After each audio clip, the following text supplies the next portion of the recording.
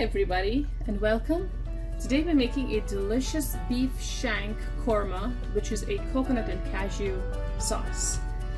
This is a very typical rich Indian dish, and we're starting off with 2.5 pounds of beef shank here, center cut, beautiful beef shank that I've rinsed and patted dry. We'll be using a pressure cooker for this recipe. Now for our sauce, I'm using 1 large white onion that I've diced small, about 3 to 4 Roma tomatoes chopped large, a few flakes of garlic and a piece of ginger, a teaspoon of turmeric powder, and some whole spices. So I have cardamom, cloves, and a piece of cinnamon stick. So that's for our base, along with some curry leaves and some green Thai chilies, depending on how spicy you like it. Now for our yogurt base or sauce, I have about 3/4 of a cup of thick yogurt. These are some poppy seeds that I had ground previously, about a tablespoon, a 1/4 cup of roasted cashew nuts, you can also use raw cashew nut, and a small piece of frozen grated coconut that I've thawed in the microwave. So we'll be grinding these separately for our yogurt sauce. For our dry spices, I have 2 tablespoons of coriander seed, a teaspoon each of cumin or jeera, fennel, and peppercorns. Now this again you can reduce or increase depending on how spicy you like it.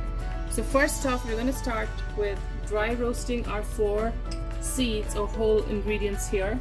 I have a small pan that I'm heating on low, so I'm going to add the coriander seed, cumin or jeera, fennel or salt, and the whole peppercorns. So we're going to let that sit. And now in the pressure cooker I have some oil that I've been heating. So we're going to start preparing our base. And remember, we'll be cooking the shank in here. So we're going to start with some curry leaves.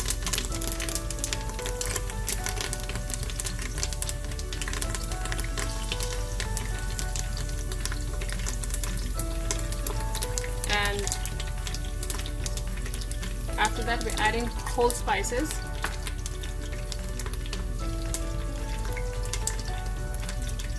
And after a few seconds you're going to add your onions, and we're going to saute our onions down really well till it's nice and brown.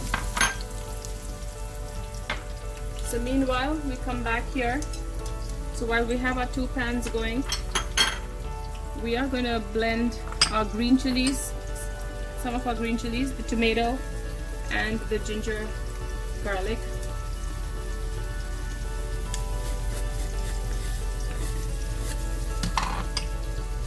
The ginger and garlic. I'm going to add about 3 green chilies in here. Oops, I'll put the stalk in there.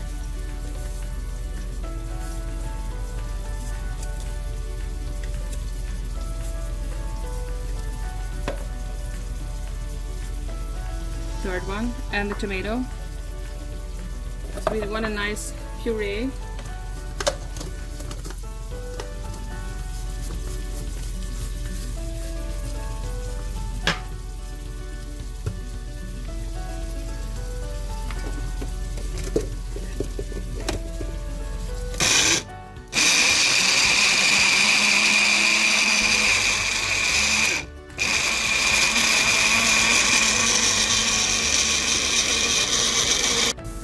Browning nicely. You want to continue browning them, and I've just chopped up the stalks of the cilantro or coriander leaf bunch. I'm going to add that in here. It adds an extra layer of flavor, and you don't want to waste the stalks because although they are a little fibrous, when you chop them up really fine, they lend a lot of flavor to the onions that you saute and to the curry or the sauce. While that's happening on this stove, I have lightly toasted our seeds, and we're ready to grind them into a dry powder.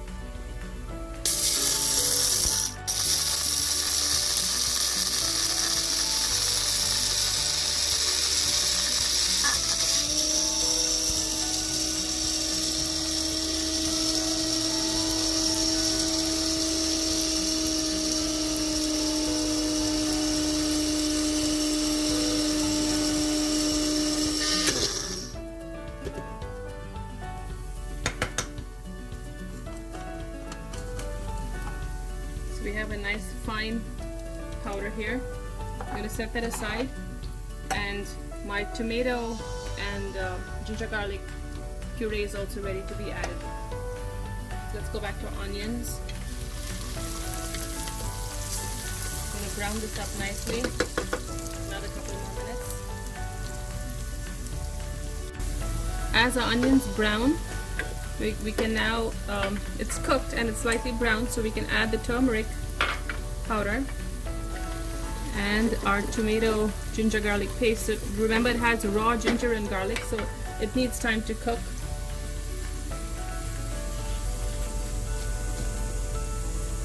I'm going to add the tomato paste in there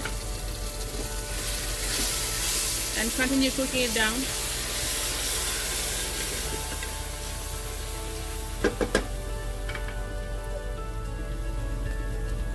For a few minutes. As the tomato cooks, as you can see, oil is beginning to rise to the top, which is a good sign. Spice powder that we dry ground. Cook it on medium low. You want everything to cook well and not taste raw in your korma. Now while we're getting this done, it's time to make our yogurt, coconut and cashew paste.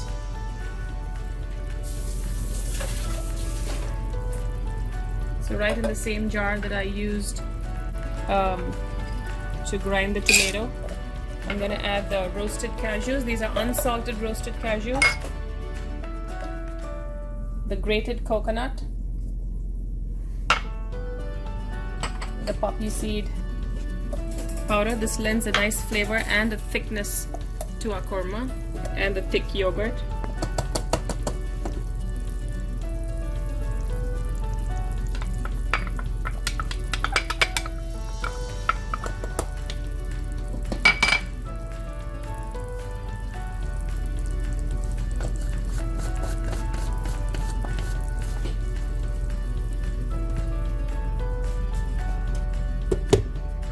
We just move the blender over.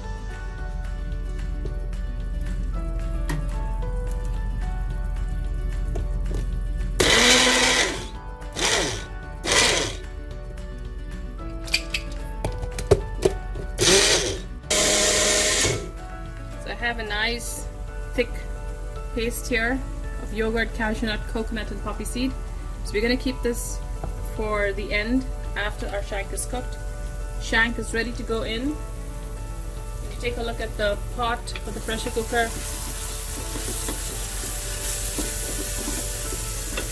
the oil is beginning to surface and leave the sides.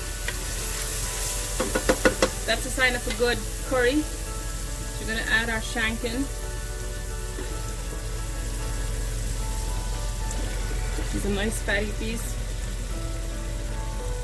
along with some salt. Enough to salt those big chunks of meat. I have about 3 Thai chilies that I've slit. I'm adding that, along with water, enough water to get it cooking. So I'm using a pressure cooker. You could choose to use an Instapot or an electric cooker, maybe even a slow cooker. So try and coat your meat with the gravy.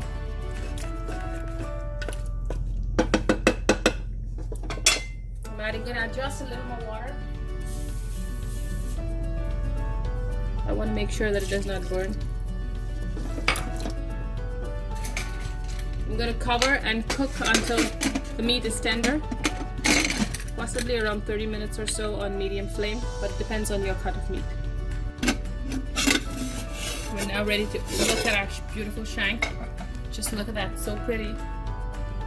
And the heat is still on.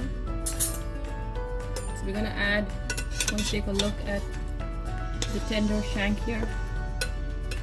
We're going to add our paste with yogurt, cashew, poppy seed, and coconut. Bring it to a gentle simmer and give it a nice mix. You don't want to break it up either. Doing it a gentle simmer, stir, and it should come up to a simmer. So once it starts simmering, we should be ready to serve. So it's been simmering for a couple minutes. We're gonna throw all of the chopped cilantro leaves in. Give it a gentle stir, especially if your meat is literally falling off the bone. And we're ready to serve. I'm just gonna see if I can lift this up.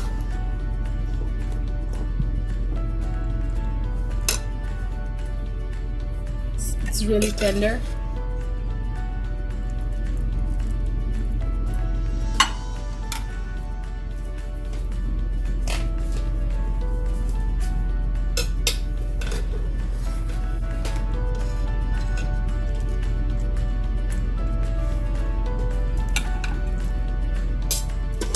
Delicious korma.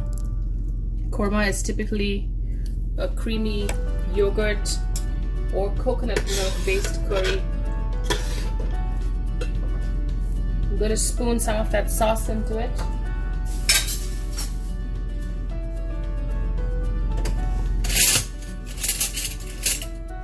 I'm going to grab one of my soup ladles.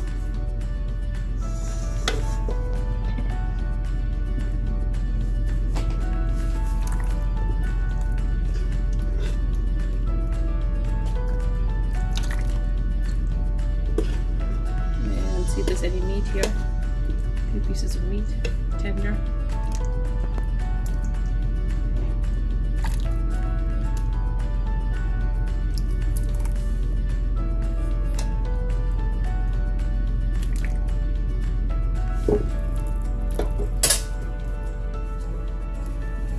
And pour the rest in gently. A beautiful yellow color, rich golden yellow. And here you have it, delicious beef shank korma, which is a coconut and cashew sauce and yogurt. Enjoy.